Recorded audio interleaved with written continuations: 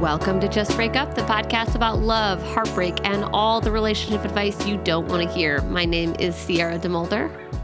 And I'm Sam Blackwell. And this week, we're going to tackle topics like why rom-coms are so intoxicating, how to get rid of uninvited hauntings, and why atoning for our bad behavior doesn't mean we have to talk to our ex. But before we begin, we just want to give you our Surgeon General's warning, which is that Sierra and I are not licensed mental health practitioners. We are just two people who are trying as hard as we can to get through this thing called life. Sometimes doing well and other times maybe not so much. And other times maybe not so much because, like, spoiler alert, I have reached out to my ex to be like, I feel bad.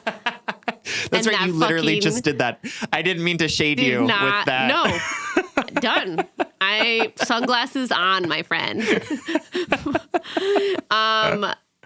So Sam and I are not professionals. We are not trained in this. We are only here to offer our humble musings, so hopefully shed some understanding and maybe some laughs on the incredibly rewarding but mostly confusing experience that is love. So, y'all, if you have not heard already from Spencer's nice little inserted ad or on our social media, our live show happening in September was postponed. We didn't talk about it last episode because it was pre-recorded. And I'm sorry to folks who are listening to this out of order and are like, we don't give a fuck about the September show, but we want to talk about it for a minute. I survived the entire pandemic without getting COVID, and then got a positive test on the Sunday before our Friday show. My daughter brought COVID home from daycare, and let me tell you how fucking hard I cried. At the idea that I had to cancel this really special trip because not only were we going to come out to do our first live show since 2020, Sam and I were so excited to be on stage for all of y'all in the audience and on the stage, through live stream. But Sam and I and our partners had a plan to go away to a cabin. My Minnesota friends were going to get to meet my baby. I was literally fantasizing about this trip. And then I got a positive the Sunday before the fucking trip. And I just was like, of course. Thank you, chaotic universe, for this lesson that I'm going to fucking not want to learn, which is that I have no control over anything. But luckily, our show has been rescheduled. So if you haven't heard the automated ad already, I'll just repeat it really quickly. It's been rescheduled to Friday, October 21st, 7 p.m. It's still all ages. It's still the same price, the same venue, Amsterdam in downtown St. Paul. And if you are already a ticket holder, that ticket is good for the 21st of October. You can also get a full refund up to the 20th. Or if you don't have a ticket yet, like if hopefully this date works even better for you and you can come to this show. You can get tickets both virtual and in person at justbreakuppod.com. Sam and I are going to be there with some new exclusive merchandise. I got a two-piece goldenrod suit that Sam and Spencer both said were, quote, 3 fire emojis. It will be a lot of fun. And our check-in topic today is going to talk about how fucking sad I was to fucking postpone this show. JK. But it will be a little about that. So I thought what we could unpack very briefly in the check-in topic is just loneliness. I'm a new parent and I have had a hard couple years, and as we all have with the pandemic, with the ever increasing isolation in our society, I think the show being postponed just hit me so hard because of some compounded other sadnesses and traumas that Sam and I have already unpacked off camera. But it made me want to I don't know, be transparent with our listeners. Just that, like, you know, we go through seasons of our life where things are easier to carry, or they're harder to carry. And I think I'm in the season right now where any sort of hardship feels really hard to carry, because I'm carrying, I'm still healing from other hardships. I'm carrying other things. I've got this new baby and this new body and this new relationship, and with myself and my spouse. And so in addition to transparency, I think I just wanted to like extend a virtual hug to our listeners, if any of them are in a similar heavier season of their life. Oh my God, time out. I said the word heavy, and it reminded me that one of Sam and I's originating friendship like trivia is that we were both obsessed with the book Extremely Loud and Incredibly Close. Back in 2000, what are we talking about? 2009, 2008. We met 2008. And in that book, there's a young boy who talks about on his sad days, he's wearing heavy boots.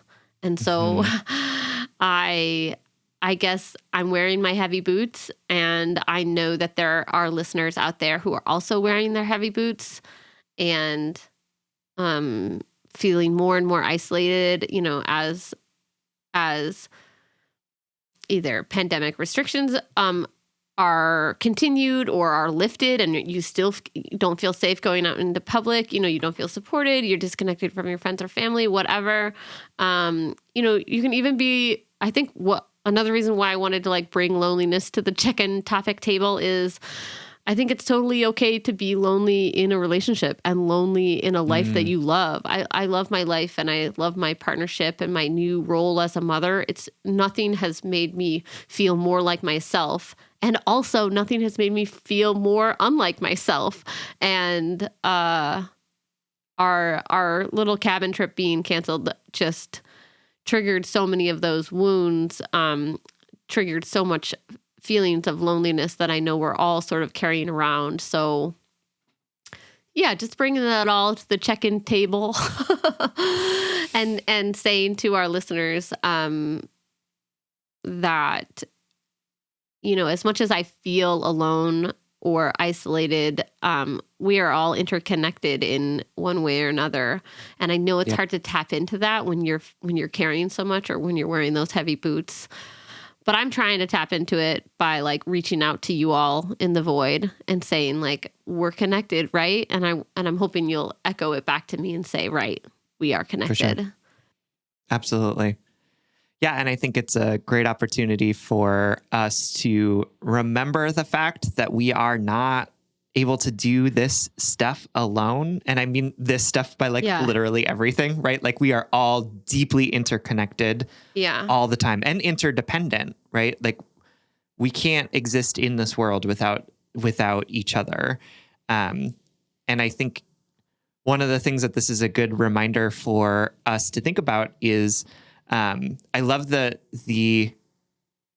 sort of sentiment that like goes around social media sometimes where it's like, check on your friends, right? Which yes, absolutely. Continue to check on your friends. And also like, what does it look like to ask for what we need too, right? And remember the fact that we are all interdependent, and that narrative that so many of us have that like we're the most fucked up, that our friends can't carry any part of our load with us, that we're a burden, or that like our stuff is so big that other people can't even touch it. And just a reminder of like, the people around us often have so much more capacity than we give them credit for. And the fact that like our burdens often feel so much lighter to the people around us. Right. And I'm not talking about like offloading all of this, but to remember that like, it's easier for me to carry the load of somebody who's going through something because it's not mine, right? Yeah. It's easier for me to sit there and say, I see this and I understand this. And it can be really hard in those situations to think like, well, how am I supposed to ask somebody for help in this? Because it feels so heavy to me, and I can't imagine that they would want to hold any of this. So check on your friends and also check on yourself and ask for help. ask for what you need. Get in the habit of not eating those big things that can feel so insurmountable, and to say like, hey, I'm going through something. I know you are too. So that's not to say that your things don't matter, but this is a challenging time for me. And can we at least try and hold these things with each other as opposed to separate from each other? Yeah. And in some of the processing that I did this week about feeling like so crushed, and like feeling that sense of loneliness getting bigger, I listened to a lecture by the blind date I suggested a couple of weeks ago or last week or whenever, Tara Brach. And it was about loneliness and connection. And she mentioned something that I thought was so true, is that I wanted to share with everyone, that so often, well, we've been taught like that we need to shoulder it by ourselves, that our issues and our feelings are a burden to other people. And we don't culturally, we don't know how to say, I see you in this. I'm carrying my stuff and I see the stuff that you're carrying as well. We're not quite fluent in that sort of connection quite yet. Mm-hmm. And unfortunately, those feelings of isolation, to not belonging, can translate into there's something wrong with me.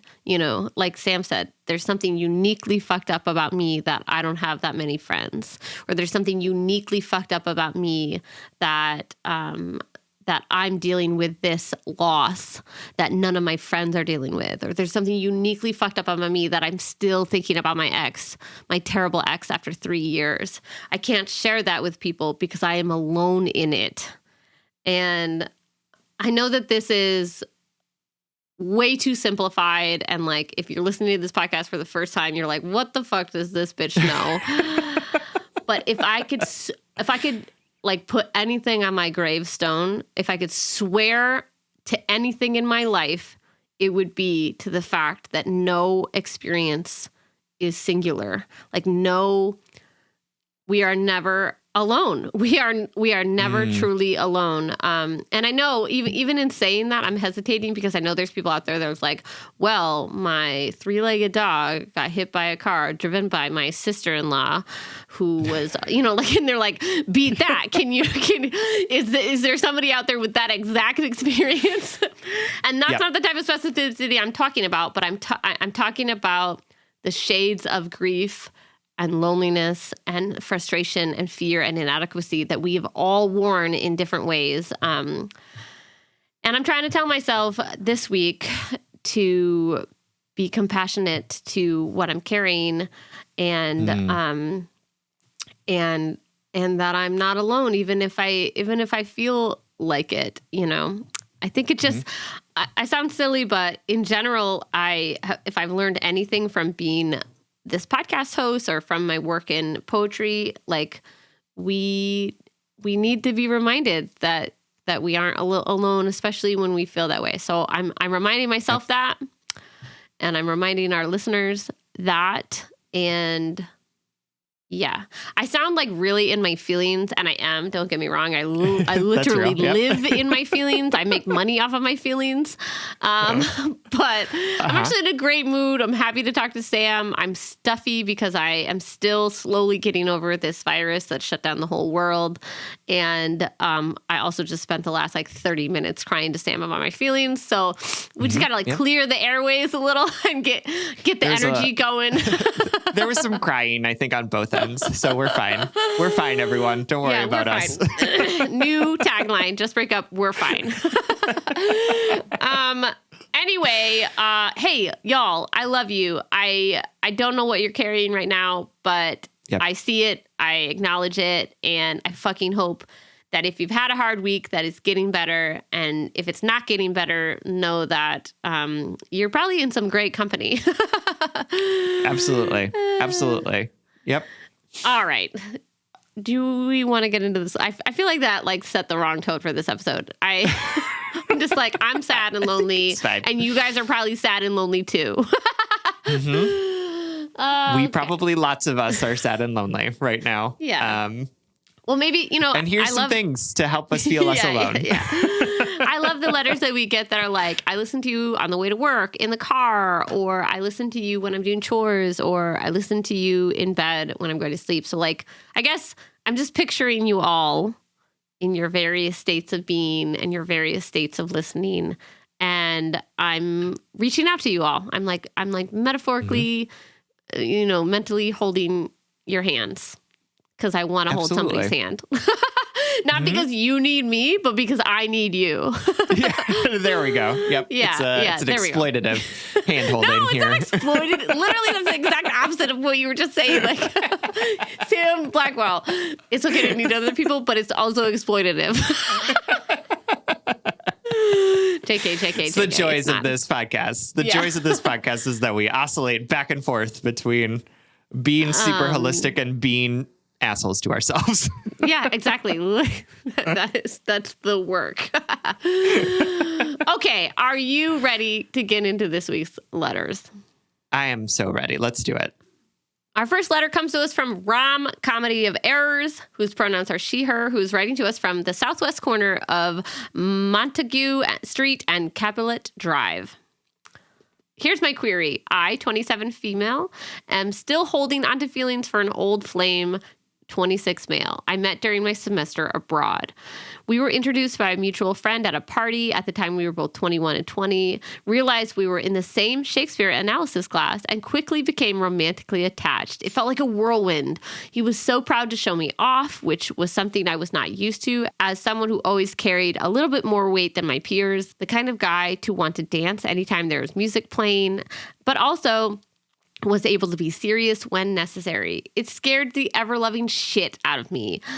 Upon realizing how deeply connected we were becoming, I initiated a discussion with him where we decided it was best if we kept things platonic, as I was going to return to the US and he was going to stay in Europe. Oh yeah, did I mention he's European? Immediately, I felt like this was a mistake, but I decided not to say anything because A, I felt like I couldn't change my mind. B, I wanted to protect my heart from the intense hurt it would feel when I had to go home. And C, I was an American abroad and wanted to be free to do as I pleased, which I did, and very much realized how hot I am and that I did not need to be self-conscious about my size, which was a great lesson to be learned for my self-esteem. Ooh, love that. That said, we did have a standing study day every Friday night in the library after Shakespeare class, and our friend group was intertwined, so we were definitely getting together often. Our final goodbye was still tear-filled, despite trying to avoid it. He reminded me that it would have been so much worse if we had stayed together, but in some ways, I feel worse about letting my fear get in the way of that relationship being lived out fully. When I returned to the U.S., we stayed pretty close contact via Facebook message and Skype. Things petered off a little bit after we graduated from undergrad, but we basically have a standing 6-month check-in via Facebook message, and as our birth dates are about 6 months apart, and sometimes he will sporadically reach out to send me a YouTube video that he thinks I'll like or something along those lines. We've both dated various people throughout the last 6 years, but we haven't discussed those relationships with one another since the folks we dated at the tail end of college. When we do talk, it's generally an update about work, mutual friends we still talk to, etc. Realistically, I have no idea how he feels about me, but I know that not giving myself the chance to be really seen and loved by this person is one of my biggest regrets. I even tried, at the recommendation of my therapist, writing him a goodbye letter in my journal, which worked for a little while, but only temporarily. That is so real. Sometimes I think I am using the fantasy of getting to live out a real-life rom-com dream with this man, who realistically I don't even know anymore and doesn't know me as I am now, to avoid the pain and grief I feel about my real-life relationships. But I'm struggling to find closure with him. I think part of it is because for the first time in many years, we continue to message back and forth on Facebook for almost 2 months since the recent birthday message. Here's my question for both of you. What do I do about these feelings I still carry for this man? I'm not saying flying to Europe is out of the question, but I don't know if he'd even want to see me. And even so, both of our careers are fairly tied up in our country of origin, though I could probably swing London since I work in the performing arts. But other European nations don't totally work for what I want out of my career, as well as my language skills not being up to snuff for most European nations. So even if we were both still interested in trying, it would be a challenging long distance situation. How do you recommend I seek closure for myself about this person, but also forgive myself for not allowing myself the opportunity to be fully loved and seen by someone who wanted to do so? Any thoughts or musings are appreciated. XOXO, rom comedy of errors. Cute. Sam and I are just going to play good cop, bad cop in this. And by that, I mean, not that one of us is good or bad, but that we are just going to go in totally different directions.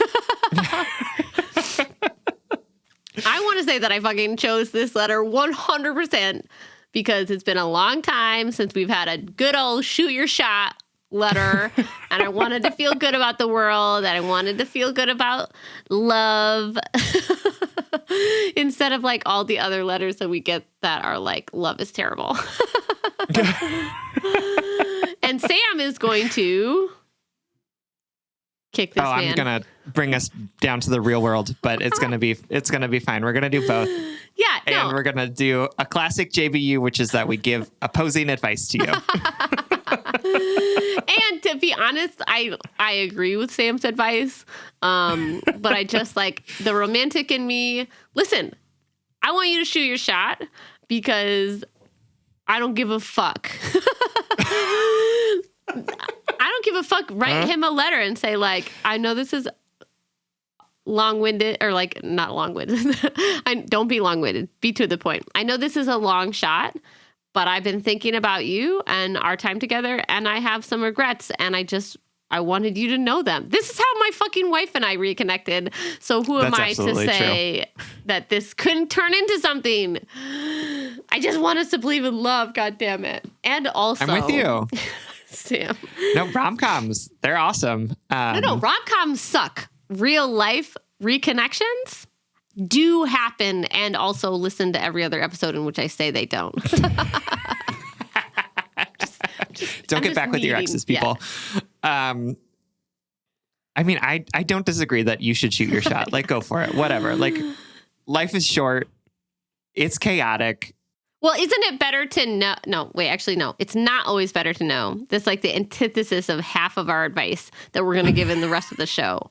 But in this very innocent situation. In this context. I think only whatever, this context.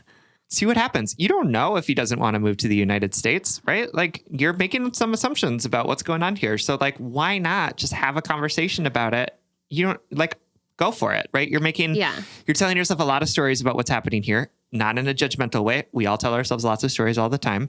And you don't know what you don't know. So, like, talk to him about it. I'm 100% on board with that. Like, just shoot your shot. Absolutely.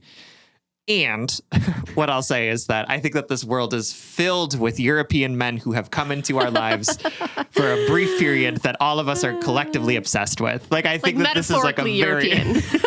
Yes, absolutely. Like, I think that this is probably like a very common experience for a lot of folks of like having somebody who came into our lives for a season, and for whatever reason, there were regrets around it. And now we like can't get this person out of our heads. And I say that not in a way to say like be dismissive of the very real feelings that you're feeling, but I say that marriage. In a way, or serious marriage. Yes. Sarah, we cannot use you as the example of like what people should do. No, they can't. Because 900 times out of 1,000, it like does not work. That's 9 out of 10, folks. I meant to say 999,000 times out of a million. I don't even know. My math is, I did calculus in high school. Like, and that was like, and then I was like, I never need to do math ever again. Yeah. I've forgotten all of my times tables. I literally was like 6 times 7. I only remember the ones that rhyme. Yeah, 8 and 8, got stick on the floor. 8 times 8 is 64. I've never heard that before. Well, bitch, now you know. 8 times 8. That's not one that trips me up, though. So, regardless, yes, I'm not trying to diminish your feelings about this, but I also just want to say, like, I think it's okay to have these feelings, right? Like, I think that we often, like, so beat ourselves up over nostalgia, like, of being like, oh, I'm doing something wrong because I'm nostalgic, or I've done something wrong Yes. because I'm feeling nostalgic, right? Like this nostalgia has to be about regrets, and if things had been different, I wouldn't have this nostalgia. And I just want to say, like, I think that nostalgia is like, no matter what you do, you're going to feel it. Like, it is just an always present emotion. And it tricks us into thinking like, oh, I'm full of regrets. But I think what it's actually doing is saying like, we're so capable of like, yeah, we're processing through so many different scenarios in our head. Yeah. Or like that was a time when this thing was happening, or I wish that went differently. Absolutely. And I think that those are all, again, like very normal and probably in some ways like helpful things to be thinking through. So, but I think sometimes we get stuck in it because we're like, oh, this is telling me something important, right? This is telling me something that I need to be taking into account. When really it's like, no, our hearts just do weird things, right? And it's okay that they do weird things, but there's not necessarily any weight to this. Yeah. It's like one of the places where our heart goes in different times, in different ways. So like the fact that you're feeling this type of feeling about regret around this relationship doesn't need to mean anything bigger than, oh, this was a nice man. We had a nice time. I could have done something different and I didn't. And I'm in my feelings right now because I don't have this type of romantic love in my life right now. So shoot your shot. And also don't feel like you need to give this more weight than it needs, right? Like this sort of this feeling that you're having of desire or wanting for this person doesn't mean that you missed out on like the one love of your life, which is what a romantic comedy would tell us is true. Yes, totally. Right. It can just mean that like you kind of miss this person. Right. Like, and that's an okay thing. Like that is like a very manageable, you can wrap your arms around like, oh, I just missed this person. Right. I'm so glad you said that because other than me being like, I don't give a fuck, shoot your shot, love is real energy that I'm bringing to this episode. I also want to say like, this is not unique to this magical European man. This feeling is going to be felt throughout our lives because in our lives, we unfortunately only get one opportunity at a time to react, and then we have to respond to those reactions, right? And so you made your choices, you navigated that relationship in the best way that you could, and now you're thinking, man, but what if I did these other ways? What if I did this other thing? Is that the only time that I'm going to be with a man who wants to show me off, who wants to dance with me, you know, all of these things? And the answer is no, that is not the only time. I don't know what conversations you're having with your therapist or what relationships have showed up in your life since then that would make this like an escapist relationship. But like maybe you're doing that. Maybe in your mind you're like, oh, this man's on a pedestal and these other men, blah, blah, blah, blah, blah. Maybe you're using that as an opportunity to withhold other avenues of love from yourself. Sam's right. That feeling of nostalgia, it's going to happen throughout your whole, it's going to continue to happen. And I say that to myself as well. Like nostalgia is such a hard feeling for me because it triggers the I did something wrong shame in me. And then I start ruminating on like, well, what are those choices? You know, like why didn't I go into nursing? Like sometimes I literally think about the weekend of college when I was like, I should go to nursing school. And then I stayed in liberal arts and did nothing with that degree. And I think, man, like what would happen to my life if I went into nursing and what would my life look like and yada, yada, yada. And like, we are all capable of that sort of rerouting of our lives in our mind it definitely comes with complicated feelings. It will always come with complicated feelings because we've always made one choice and not a million others, other choices. And so we fixate on the one choice that we did make instead of the million other ones that we also concurrently made, you know?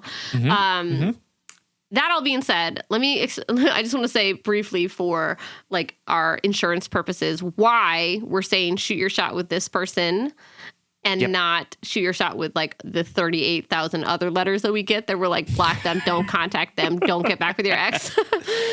I just want to say the green flags that I see in here, why I want you to shoot your shot other than just like I'm looking for the good in the world is there's been some time and literal space and distance between the two of you, right? Number one, you've had opportunities to grow as people independently of one another, not within like an identity with one another, like there hasn't been codependent growth here, right? You've had an opportunity to grow. You've had time, space, and distance to explore other relationships. You've maintained a respectful, healthy, boundary-filled relationship, right? Like, it's not like you've been talking every weekend, or it's not like when you're in relationships, you text each other and say, "Oh, I miss you. I'm romanticizing you," right? No, you catch up every 6 months. That sounds really great and intentional and loving.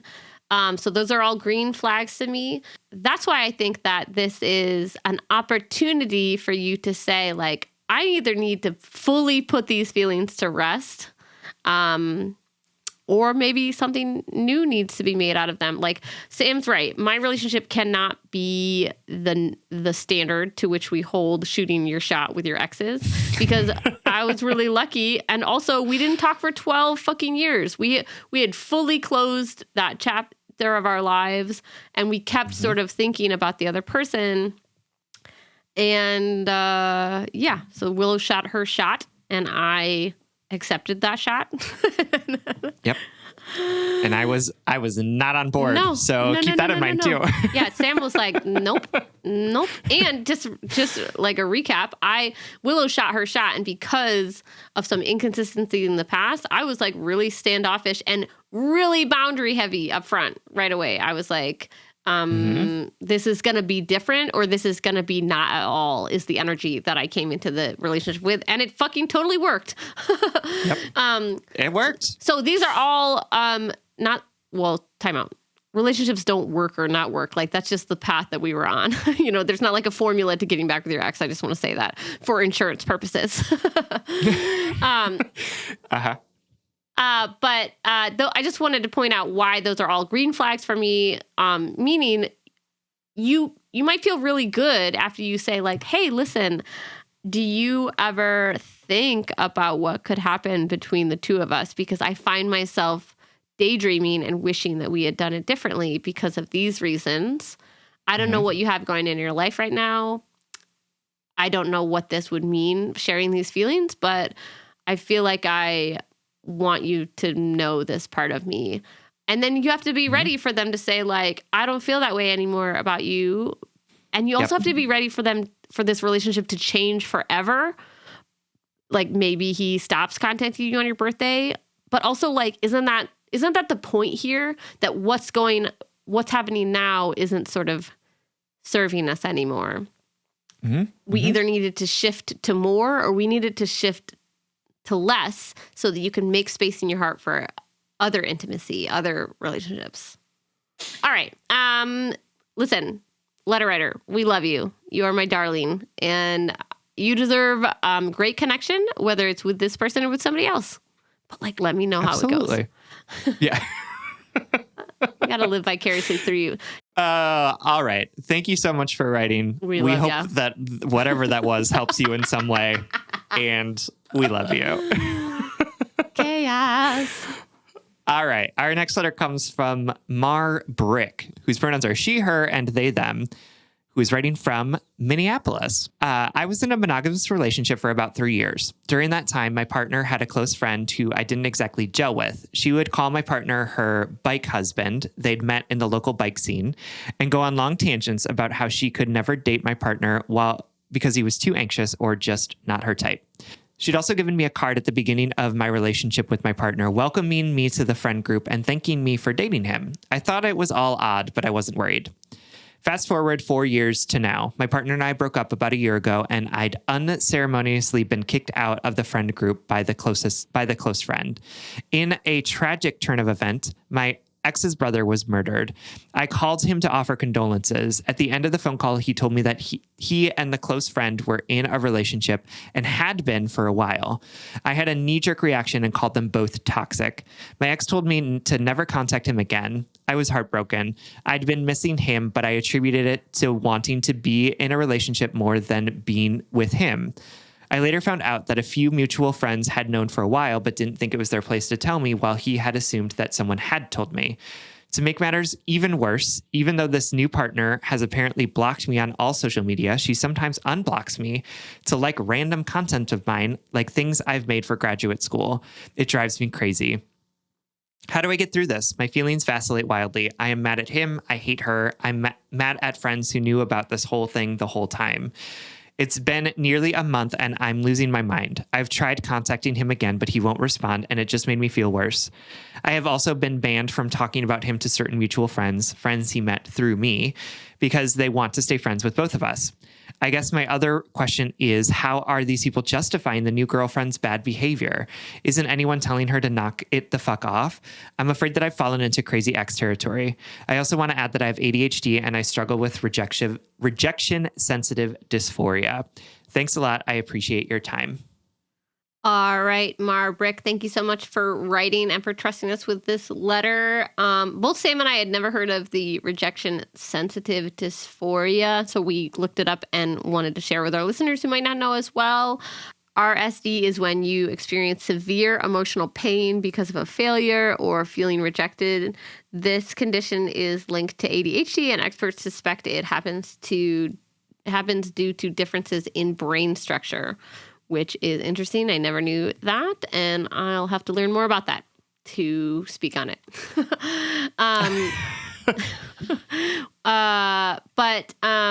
So thanks for sharing this experience. I know that I'm familiar with this sense of, quote, like crazy ex territory anxiety that you're feeling, where your feelings are oscillated between feeling angry, feeling resentful, feeling lonely, feeling regretful, and all of that is like this brew of anxiety that makes you feel like action needs to be taken by yourself, by your friends, by your ex's new partner. It's just like, it's not a stable, peaceful time. And it's really hard to find that inner peace during that time. So definitely relate to that, that sort of like Molotov cocktail of emotions that you're experiencing right now. Mm-hmm. Absolutely.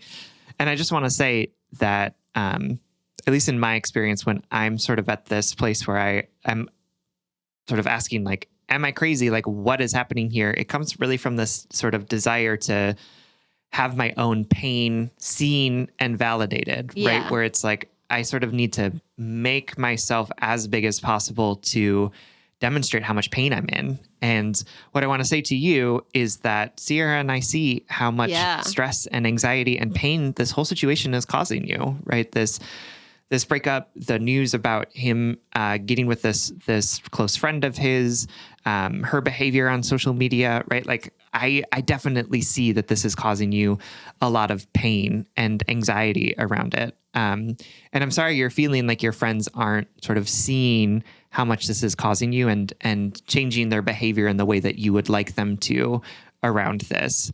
And what I want to say also is that I know that you feel really powerless in this situation, right? Because you can't control the fact that your ex is dating his friend. You can't control how your friends are responding. You can't make everyone hate him. You can't find your way back into this friend group.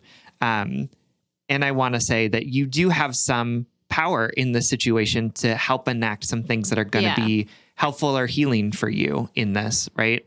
So I think, for example, right, if it really stresses you out that this person looks at your social media and then likes it, right? You can block this person. You don't need her in your life, right? Like you don't, if that's something that's causing you a lot of stress, absolutely. There's nothing, again, we have this sort of narrative around the idea of like blocking someone is so drastic and it's like petty or whatever it is. Like there are so many different articles that come out about who's unfollowing who in like celebrity circles and like, guess what? We're not that important. Like no one else is paying attention.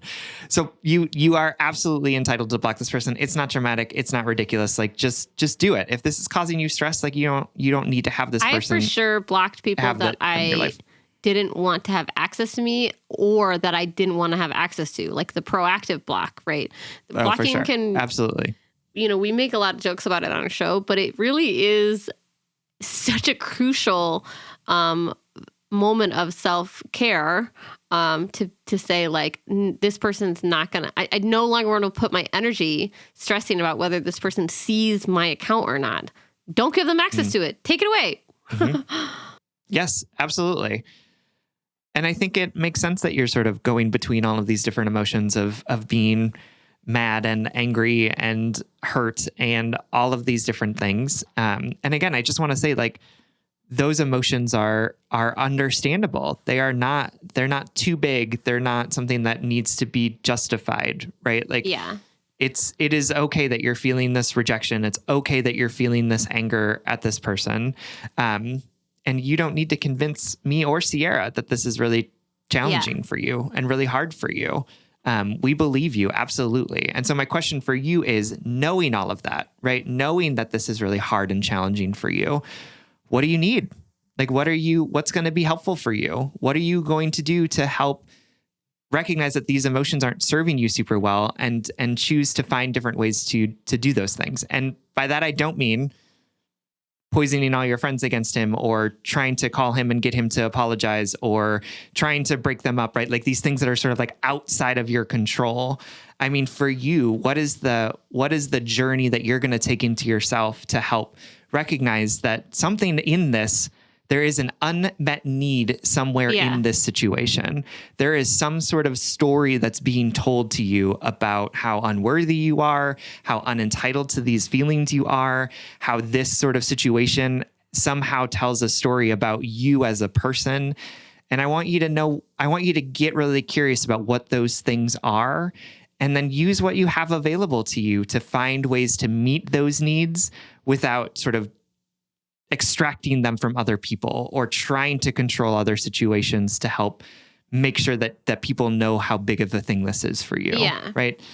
I believe you. And I also believe that the feelings of wellness that you're looking for are available to you from work that you can do with yourself and with other people around you. Right. Yeah. And those things are available to you. And my encouragement is for you to figure out, like, what does that look like for you? What does that mean for you as a person in this unique experience, in the unique body that you are in? What does it look like for you to find healing in this rather than finding anger or sadness or whatever it is that is sort of driving you in this moment? And what are those things that are inside you and not external? Like, we can't change this ex's new girlfriend's behavior, both past and present behavior that you shared in this letter. We can't control our friends, and other people aren't responsible for justifying this new girlfriend's behavior or not. Right. So where can this healing be fostered? How can this healing be fostered within you and not externally on things that we don't actually have control or access to? I want to extrapolate on two things there, just that one, I noticed that you shared these behaviors of this new girlfriend back when she was just a friend that irked you. And so I know part of the narrative that you're telling yourself is she was trying to sabotage your relationship, or she always wanted to be with him, or she was always a threat. And then that prophecy turned true. Right. Mm-hmm. But I want to say I don't know the ins and outs of that relationship. I don't know the ins and outs of your breakup, but I'm going to take a gander and say it didn't happen because of all these behaviors from this girlfriend or from this friend, right? She is not the architect of your heartbreak right now. It might be reassuring you that narrative that you're saying to yourself is true. Like, oh my God, she was always a threat. And now look, that threat turned true. And so I can never protect myself. I can never, be vigilant enough. I wasn't anxious enough. And now this relationship ended and this prophecy turned true. But that's not what happened here. You had a relationship with this person. They had a friendship.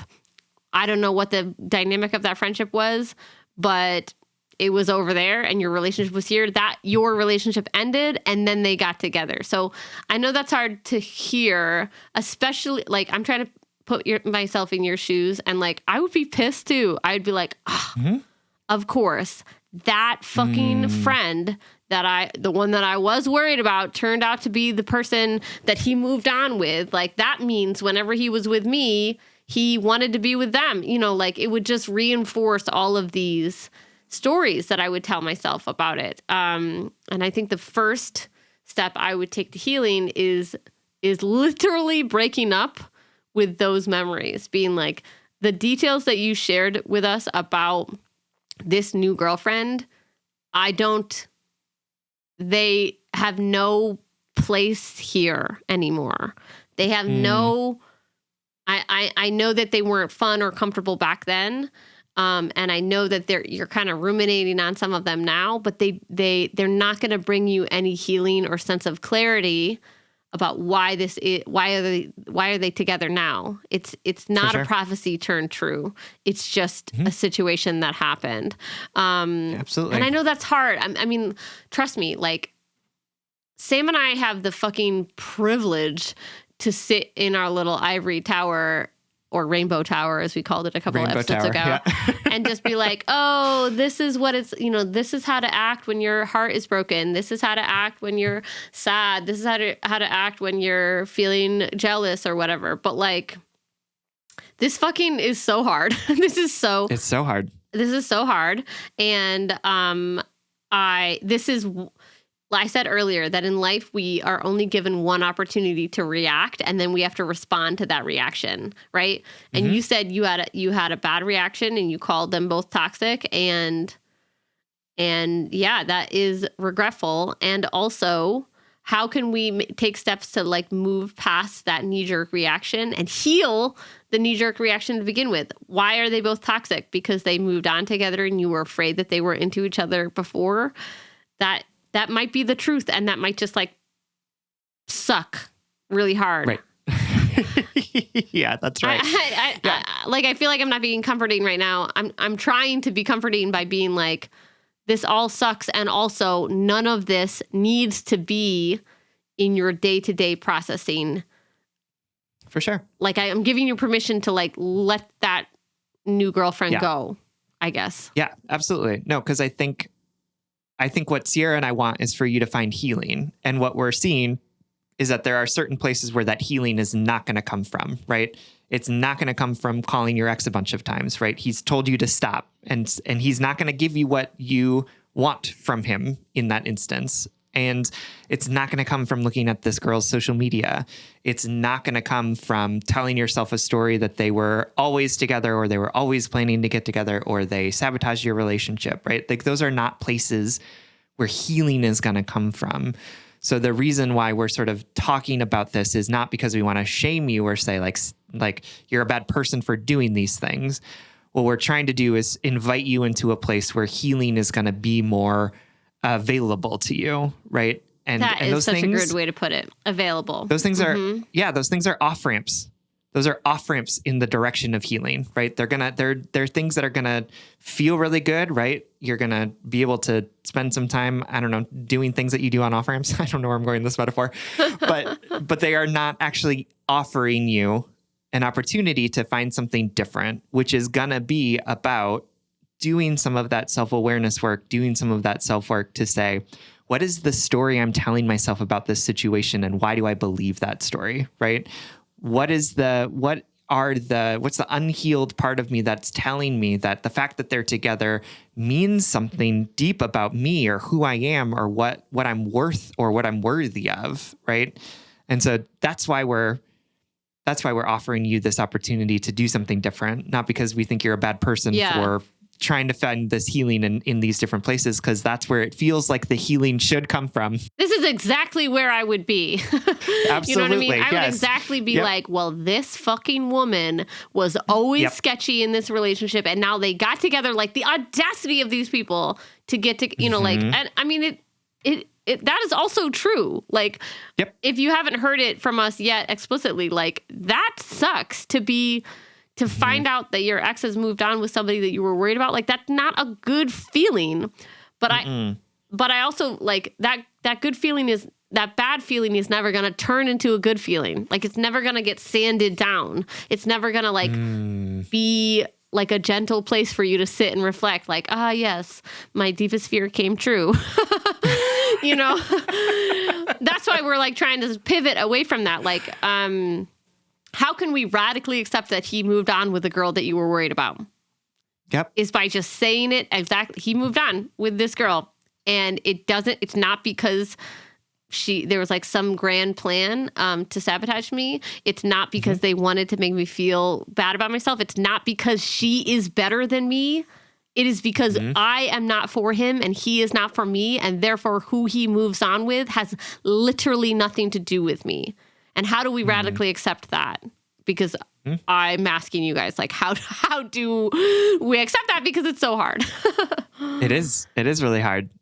All of this to say that this situation was really challenging. I'm really sorry that you two broke up. I'm really sorry that he's with the ex or the person that you were told not to worry about. I'm really sorry that also means that your friends have chosen him in the situation, or that they don't want to talk about this anymore. Like, that is really isolating to feel, and that experience isn't fun. And I understand that you have this really strong desire to be seen and heard and comforted in the pain that you're experiencing from this. And I want to say, yeah, absolutely. I wish that I could give you a hug and say, like, ooh, this is a terrible, shitty situation that you're in. And I also want to give you a hug and say, come over here where there's more things that are going to fulfill you and sustain you and more nutrition for you than being over here in this really dark place by yourself, where you're making enemies of people and villainizing people in ways that isn't actually helping you. So we love you deeply and recognize how painful the situation is. And our hope with this conversation is to offer you an opportunity to find something that's going to be more soothing than sort of rubbing yourself against this unsanded wood in the hopes that it'll somehow become more comfortable for you. Yeah, absolutely. I totally agree. We love you. We're in this with you. We hope that this helps you redirect some thoughts into a more loving, more compassionate place. And we hope you feel a little bit more at peace with your friends. Like they're doing the best that they can too. And we know that can be really isolating and frustrating sometimes. But again, the healing is your journey. The healing is within you. That is a terrible Hallmark card. And for that, I am like literally so sorry. And also it's fucking true. So that is real. All right, my darling, we love you so much and we hope you feel better. We hope this helps. Absolutely. Thank you so much for writing. We love you. Our final letter comes to us from Inita Wake Up Call, whose pronouns are she, her, who is writing to us from Denial Island. Trigger warning in this letter for gaslighting, emotional abuse, and threats of suicide. Hi, Sam and Sierra. This all started 7 years ago when I met Miss Wright, they, in college through mutual friends. She is funny, charismatic, loving, and gentle with the kindest heart you'll ever meet. She was going through school to become a nurse. I was the art history geek. We just clicked. I have never felt such instant chemistry. On the night we met, we ended up talking through the entire party as I drove her home and then parked outside her house for an additional 4 hours just to talk. It was as though we had known each other for our entire lives. Both pretty closeted baby gays. We were, quote, friends for a year and a half before we were able to admit our feelings to each other, and then our friends, and then finally, with much encouragement from our friends, to each other. Our romance was a whirlwind. It wasn't even a week before we were making plans to move in when our leases were up in the summer. We were inseparable. I had never felt so close, so seen, or so loved, and I tried to do the same for her. Things started to get bumpy a few months after we moved in together. Miss Wright was so much more beautiful, more outgoing, and more self-assured than I was, so her friend group was so much farther reaching than mine. I became jealous of her friendships, especially those with other girls who I thought were smarter, prettier, and far more in her league than me. My green eye led me to do things I'm not proud of, such as looking through her phone, questioning where she was and who she was with, and far, far worse. Buckle up. You're about to hear the worst of me. I started rumors and gossip in our mutual friend group. To Miss Wright, I would say I heard a perceived rival talking poorly about her, then text that perceived rival that Miss Wright was angry with her, and so on. These little gossip wheels worked to drive Miss Wright apart from the people I saw as threats, and even from those I didn't. At first, I felt guilty for telling these lies, but I couldn't seem to stop because it was working. Miss Wright was spending more and more time with me and less time with those I thought would take her from me. Eventually, I secretly blocked the numbers and socials for the few friends she had left and some family, especially those who didn't like me. It felt like the world was against our love, and I wanted to do anything I could to protect her and us from that. I even sent a few emails from Mrs. Wright's inbox telling people that, quote, I wanted them out of, quote, my life, and then deleting the emails and blocking the contact. Before long, it was just the two of us and no one else. Miss Wright was definitely becoming depressed from the lack of a social circle and lost a lot of her confidence. But I worked even harder to big her up, telling her that she wouldn't need anyone because she had me. Miss Wright started leaning on me more and more to reassure, and I ate it up. It felt incredible to have such a wonderful person need me. We stayed in our little bubble for about 2 years, during which time Miss Wright drank heavily and her grades tanked. She went from being the bright, shining flower I had fallen in love with to a sunless, shriveled thing.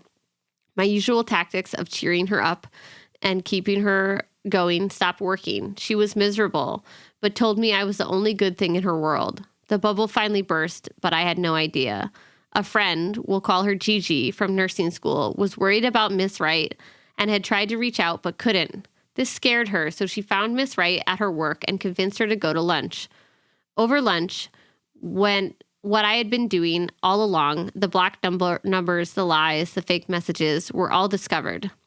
Miss Wright was devastated and wanted to confront me. Gigi wanted to come with, but Miss Wright convinced her that it was something she wanted to do alone. That night, when I got home from work, Miss Wright was crying on the couch, going through her socials and seeing all the things she'd missed out on from my deception. She was patient and kind, even as she asked me why I had done it. At first, I tried to lie and deny it, but she and Gigi found really solid proof in some made-up emails I had sent from Miss Wright's account. When I was finally backed into a corner, I completely lost it. I was so scared of Miss Wright leaving me, I broke down crying. I begged her to forgive me, and when she said she was going to need time and space, I told her I didn't think I could live without her. Through hiccuping sobs, I told her I would kill myself if she left me. Miss Wright, being a far better person than I, didn't leave. She told me that she still cared about me despite what I had done and that she didn't want me to hurt myself. She stayed with me all night long and for the next 2 weeks during the day. Anytime she would go to leave, it felt like my heart was going to explode. I just knew she wouldn't come back and I'd lose myself to sobs again. Every time Miss Wright stayed to console me. But this wouldn't last either. 2 weeks after Miss Wright found out, she asked me to go get groceries as she wasn't feeling well. I reluctantly agreed to go. When I got back a few hours later, Miss Wright was gone. She had taken the very basics of her things and left me a note saying that while she still cared about me, she couldn't be my only reason for living. She said she wasn't coming back for her things and that she was blocking me on all social media. She had said she hoped I would get help and that she had called my family to tell them I was suicidal and that she really hoped I got well someday. Sam and Sierra, I thought I was dying. My heart was crushed and I wanted to die. I couldn't believe that she had really left me. I ran out of the house and tried driving around to find her. I went to old friends' houses, looked for her car, and was generally a crazy ex-girlfriend. Eventually, my family found me sobbing and literally tearing my hair out in the car. They forced me to get help, and it was a long, long road to realize that I was the problem, that what I had done was horrible, that I had to get better for me and not just for Miss Wright to come back, and that I was an addict with a particular fix. It has been 3 long years of ups and downs on the journey of getting right with myself. Lots of therapy and doctor visits and testing out medication. I am nowhere close to perfect, but I am doing the hard work, and I hope every day to make a small piece of the amends I owe Miss Wright. After all that, here's my issue. We live in a pretty big city, and I moved to a new part of it as a piece of starting fresh. I work full-time at a cafe and happened to see Miss Wright through the window across the street about 2 weeks ago. She was with another woman, holding hands and looking like her old self again. This new woman works in the restaurant across the street, and even without defaulting to my old ways, I can't help but see New Girl all the time, and sometimes the two of them together. A part of me desperately wants to walk over there and to talk to Miss Wright, to tell her that I know now what I did to her was abusive and awful. I want to apologize and let her know that her letter really did make a difference to me and that I'm trying to be a new person. But what do you two think? Is it overstepping to try to talk to her? Would an apology even make a difference? And how do I quiet the little psychopath who still lives in the back of my head, who wants nothing more than to start back up on my old ways?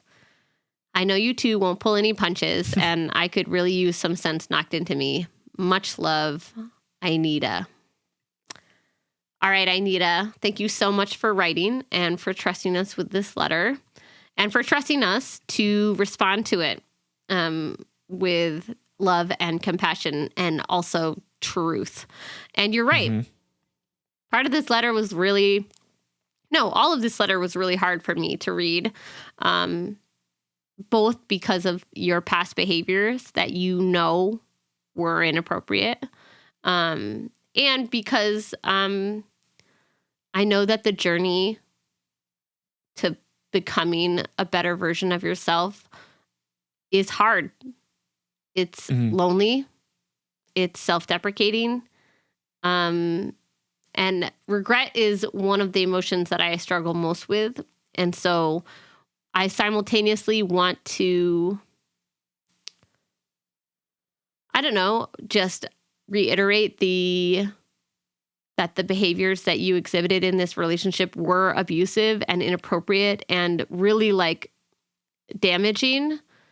Mm-hmm. But you know that, Yep. And I also, at the same time, I want to try to talk about a way for you to be liberated from that past behavior and yep. be better. And it's hard sometimes, I guess I'm feeling a lot of feelings right now. And just so you know, one of the feelings is love and respect for you. I'm grateful that you had the wherewithal and the humility and the vulnerability to write this letter at all, because it gives us an opportunity to speak to our worst selves. There are people out there, we get lots of letters that say sometimes the people that you guys write, the letters that you get from folks, I'm the bad guy in them, So what do I do with that? And guess what, y'all? I have been the bad guy in so many of the letters that you've written in. The perspective that I have has been completely informed by the fuck ups that I have done, by the toxic, abusive behavior that I have both endured from partners and enacted on partners. So I'm grateful for the opportunity to answer this letter, because I do believe that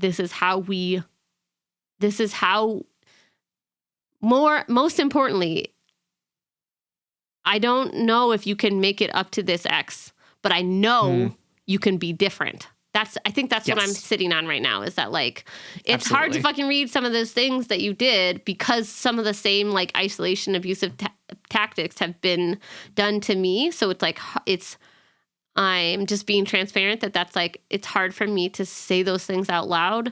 And also I love you and I believe in your ability to do differently, not to this ex, this damage has been done. And, we can't change that. We can't change the past. And Sam and I, it's not Mrs. Wright's job to affirm your growth or to forgive you. Sam and I can do that. Sam and I can affirm your growth and forgive you for that toxic, abusive behavior, because we know that you were doing the best that you can. And we know that it's disappointing when our best is abusive, right? But that's the work, right? That's the work to show up and say, I saw how that hurt people. I saw how that damaged people. I saw how that damaged myself and was limiting me. And I'm not going to do that anymore. I'm not going to continue that wound. Absolutely. And I appreciate that you even name in the letter, right? How do I make sure that that little voice that lives in the back of my head that wants nothing more than to do this thing again. Yeah. What do I do with that voice? And I appreciate you naming that, because I want to say, I don't know that voice is ever going to go away. No, I have that right? voice. Like yeah. right, for sure. The worst parts of us don't just like disappear when we are on our path towards being towards healing, right? Or to finding a different way of being. The work is not to say, cool, that little voice is now like over there on a shelf and it doesn't exist anymore. Yeah. The purpose of the work that we're doing, and that it sounds like you're doing as well, is to recognize that voice isn't helpful to us, right? To say, yep, I hear you and I know that you're there, and I've got these other things that I'm trying. I've got these other things that I'm doing. And so I want to say to you, first of all, that the work is to not listen to that voice, right? Like that is the explicit thing to say. And I want to also say to you that the fact that voice still exists or is still in you doesn't mean that you're not doing the work, right? Yes. That it doesn't mean that you're not actually taking real accountability for what you have done to this person, and that you're going to be changing your behavior and doing different things in this relationship with Miss Right, right? Like you're not in a relationship, but like in the human experience that you two are having together on this world, right? Like, and in the future relationships that you're in. And, want to stress too, right? Like that the work is about accountability as well. It's not just about forgiveness of yourself, right? It's not just about self-acceptance, but also about, in that forgiveness and in that self-acceptance, what am I choosing to do differently so that I don't enact this harm on other people again, even as I'm still continuing to feel pain and lack of self-confidence and these comparisons that I'm doing, right? Sometimes we get so focused on like the self-love portion of this work, which is deeply important because it helps us hold ourselves accountable in different way. We sometimes lose sight of that accountability piece. And what I want to say to you is like, I absolutely appreciate how much work you've been doing. And the real proof is in the pudding here, right? What are you choosing to do in this instance, having done all of this self-work to find ways to recognize that your behavior was, as you say, horrible, that you don't want to enact this violence on other people? Great. I love that. And it sounds like you're also weaving in that accountability to it. And this is an accountability moment, right? This is one of them. You know that you've inflicted harm on Miss Right. You know that you have put her in a place where she has had to do her own healing because of the harm that you've caused her. My question for you is, what is the goal here, right? What are you trying to do with this desire that you have to reach out and tell her you're a different person, right? What is that? What sort of proof does that offer you that you can't find from yourself? Yeah. Right. Sierra and I believe you. Yes. And I think that you believe that you have done this. And I hope that there are people in your life who are also affirming that you have changed because of this experience in a way that has been helpful. But she doesn't need to provide that for you, and it is not owed to you from her. And I want you to really hear that and recognize that she may find healing from having a deeper conversation with you. It's not up to you to decide that, right? She is allowed to come to you and say, hey, I've been thinking a lot about our relationship, and I want you to know that I'm here to offer you forgiveness. But because of the harm that you've enacted on her, it is not your place to ask for that in this moment. Well, and I think we get confused about accountability because we use that term as like a cause and effect that is directly relational. But accountability doesn't always mean changing your actions or yourself to another person. Accountability doesn't always mean making it right directly with that person. Accountability means saying, I'm not going to do this again. I'm going to act differently in the future. When I have the opportunity to do better, I am going to do better.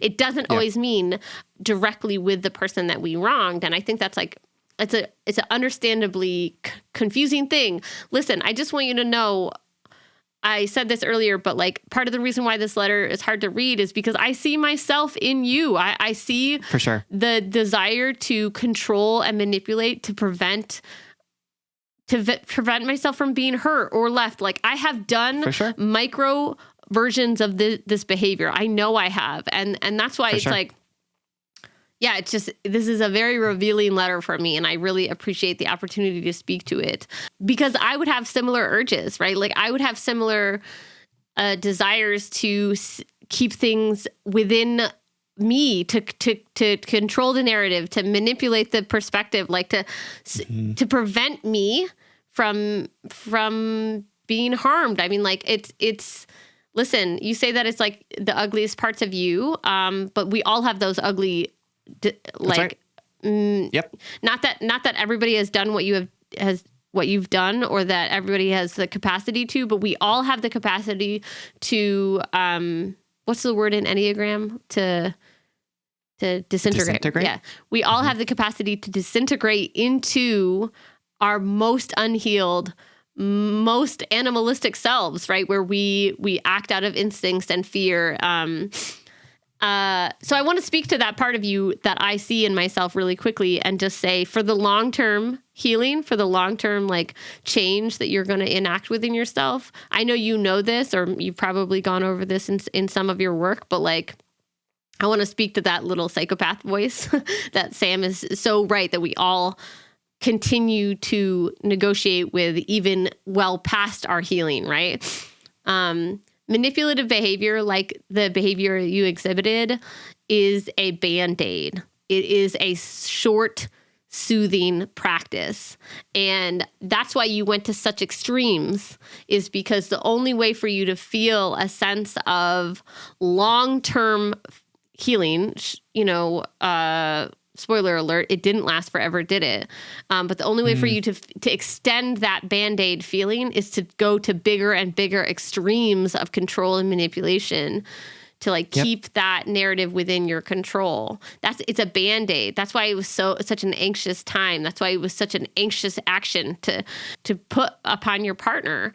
And the ways that I have been able to negotiate the similar urges in me is to recognize I don't have the bandwidth to control everything my partner does and say, and who they see and who they speak to and how they feel about other people. I don't have the bandwidth to control in that capacity. And I mean, it probably took up a lot of your life to orchestrate such manipulation. And for sure. And like, I don't mean that even in a dig way. Like I'm just like acknowledging the labor, the lengths that you went to try to prevent feeling some of the feelings that you were feeling. Yeah, that's so real. Insecure, jealous, right? The lengths that you went to protect yourself. If you just turned some of that energy inward, which I know you've been doing over the last couple of years, like this is why I believe in you, is because if you can harness that energy, you can become incredibly self-aware and incredibly filled with self-agency and control with that little psychopath voice that you have.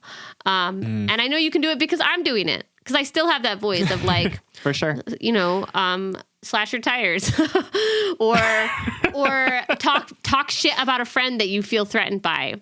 Nope. Sierra, don't do that, because you don't have the bandwidth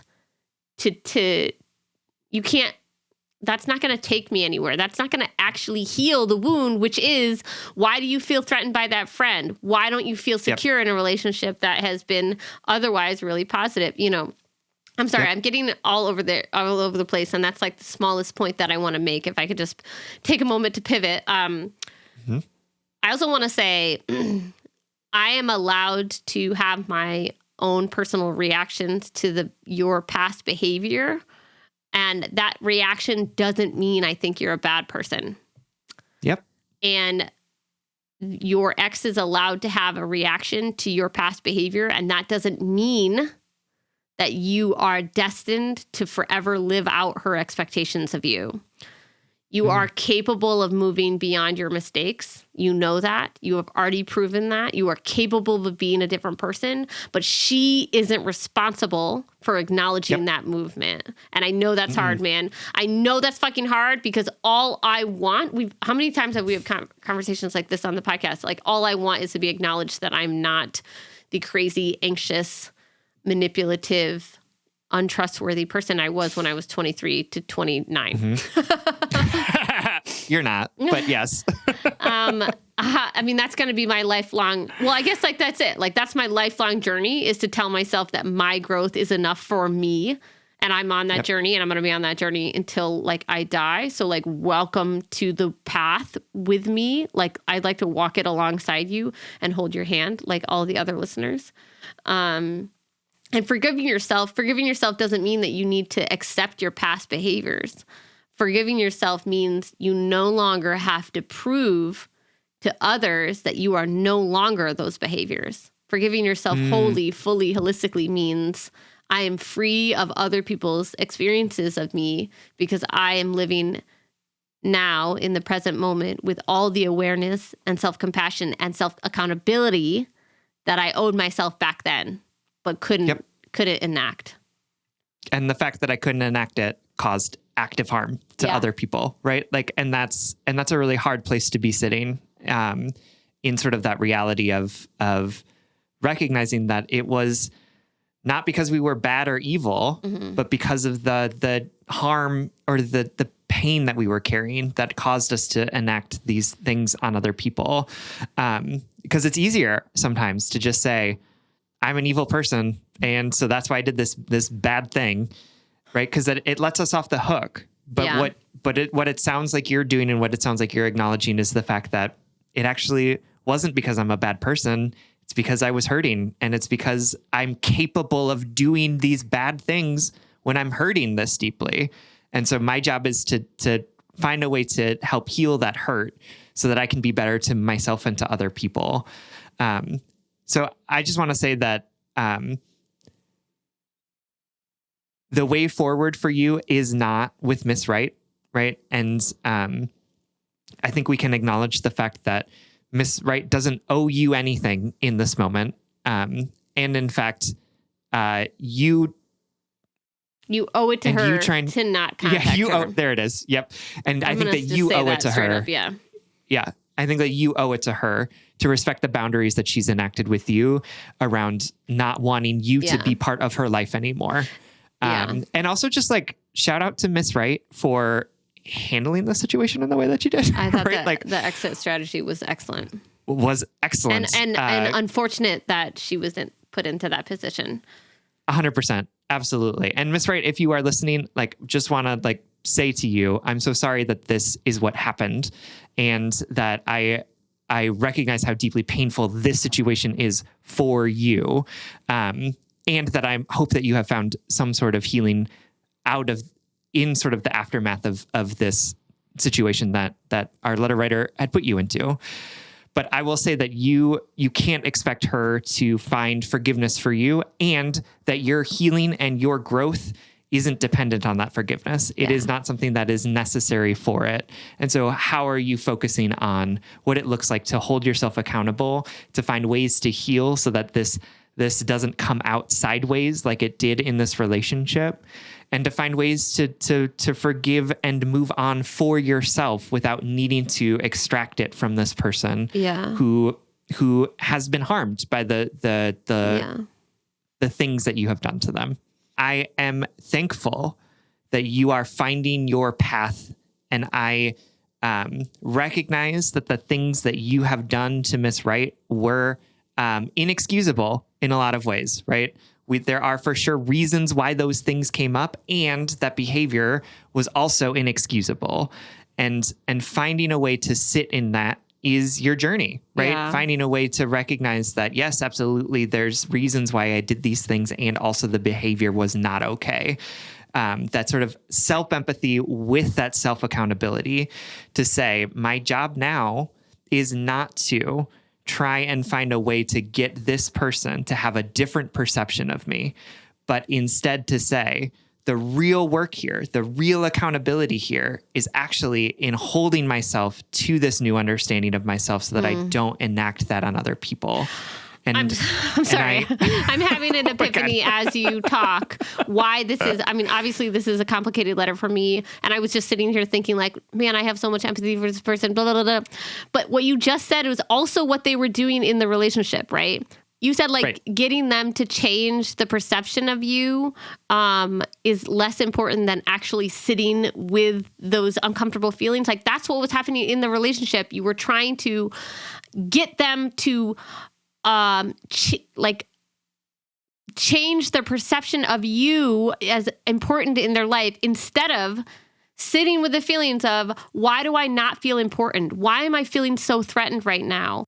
And that's what's coming up again now. Like, absolutely. So don't repeat this pattern. Yes. Right? I think is what we're asking you to do, and sort of recognize the fact that you don't need this person to give you their time and energy and attention in order to be somebody who deserves time and energy and attention. Right. And so I think the moral of the story is we're really glad to see you on this journey. Mm-hmm. We're glad to see anyone hold themselves accountable for the things that they've done in the past. And it's really rare to see somebody who's done something that is this extreme to say like, I know that I did this thing and I want to be different and I'm holding myself accountable to being different. So want us just say like, thank you for being committed to that work. I think that Sierra and I both see that commitment and are appreciative of it.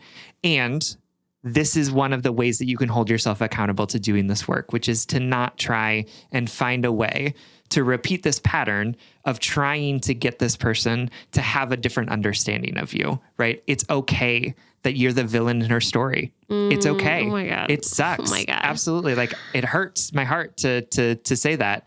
And you trying to rectify that isn't about the healing that you're on in this moment, right? It is not serving you or her to try and change that narrative. Let her have her perception of you and her own experience of you.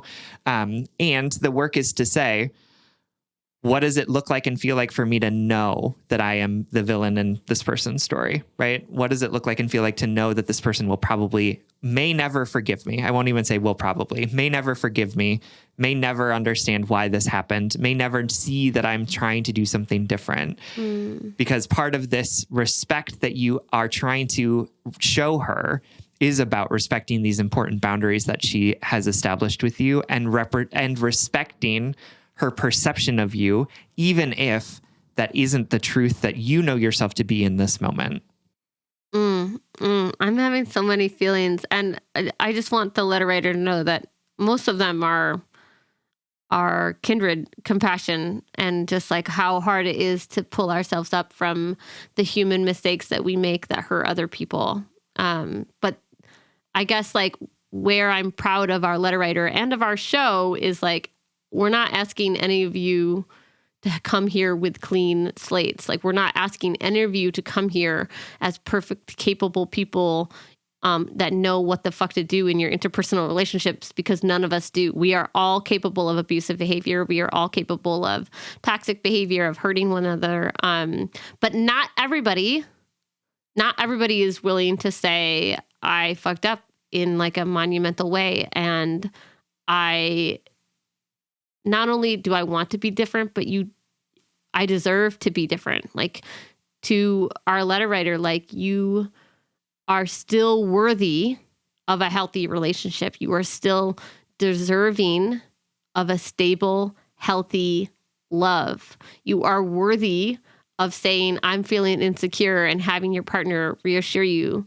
You know, you are worthy of sitting in those uncomfortable feelings and finding your way through them without manipulating the situation to help you avoid them, right? You are worthy of all of these things. And Sam and I believe in the person that you are becoming. And honestly, I fucking believe in the person you were. Like, I know that person was hurting and did some really hurtful things. And I honor the human that you were then, and I honor the human that you're becoming now. Absolutely. We love you and we believe in you. Absolutely. Thank you so much for writing. We hope that this helps. All right, friends, this brings us to the blind date segment of the show. Every episode, we like to shout out something that we love, that we want to set you up with. And this week, we are sending you home with an episode of Invisibilia. So I have talked about Invisibilia as a podcast. I think I've recommended it as a blind date before. It's a great podcast put out by NPR where they sort of investigate the sort of underlying things that are sort of making us work, how we're connected with each other, how we behave with each other. And this episode is called The P Word, and it's about power, which was a really interesting look into what power is and what it means. And sort of, we've all heard about power as being like bad or corrupt or something that's not available to us, right? And this is actually about the idea that power is neutral, right? You can use it for good, you can use it for evil, but sort of investigating what it feels like to use the power that we have. And also has this really interesting sort of story about this person who it feels really powerless all the time and doesn't sort of make her needs or wants known, and how that is actually also a type of power, right? To withhold from people is a type of power as well. And they set this person up with a former dominatrix who specializes in helping people find their power. And really interesting discussions of sort of sub-dom stuff and like why consent is super important when it comes to power, thinking about the fact that in healthy sort of kink relationships, everyone is using their power in ways that are transparent and intentional, and how that can play out in our relationships with other people. It was a really great episode, and I've been thinking about it a lot. So the episode is called The P Word. It is from Invisibilia, so you can get that wherever you get your podcasts. Oh, I'm going to check that out for sure. All right, everyone. Thank you so much for listening. You can like us on Facebook and you can follow us on Twitter and Instagram and TikTok at Just Break Up Pod. You can slide into our DMs, send us your favorite relationship memes, but most importantly, you can submit your questions about all matters of the heart at justbreakuppod.com, which is also where you can find our merchandise and tickets to our rescheduled live show happening on October 21st in downtown St. Paul. You can also get tickets for a live stream of that show too if you are not local. Yeah. Please remember to follow, subscribe, give us a 5-star rating and review wherever you get your podcasts, and consider supporting us on Patreon. If you support us on Patreon for as little as $5 a month, you'll get an additional bonus weekly episode where Sierra and I are even realer than we are on this show. Y'all. We had the best Patreon episode of our entire lives of the past 4 years of this show. It came out on September 29th, if you want to check that out. I can confidently say that was the best episode we've ever done. And it was totally unscripted. Great. It was totally just us debriefing about shit going on in our life. And I was deeply moved by it. It was a great conversation. But you can listen at patreon.com/justbreakuppod if you want. That's right. This literally keeps our mics in and helps us reach more brokenhearted souls who need two random strangers giving them relationship advice. Just Break Up is a production of Duvid Media, original music, recording, editing, producing all magical things by our good friend Spencer Worth Davis, aka Big Cats. Make sure to check out his most recent podcast, which is the newest season of The Layers Layer, a Great British Bake Off review podcast that he does with his wonderful wife, Katie. And you can check that out anywhere you listen to podcasts. And remember, mistakes are our teachers, but sometimes it is hard to accept the lessons they have to offer. But it's important to remember that even in all that discomfort and regret, we do have agency and we do have deservedness. It is not only possible to learn and grow and do differently, but it is possible to one day release those old feelings easily, letting them pass through us, over us, and learning from them fully and setting them down. Give yourself permission to set your past free and forgive yourself for the participation in it. And if all else fails, just break up.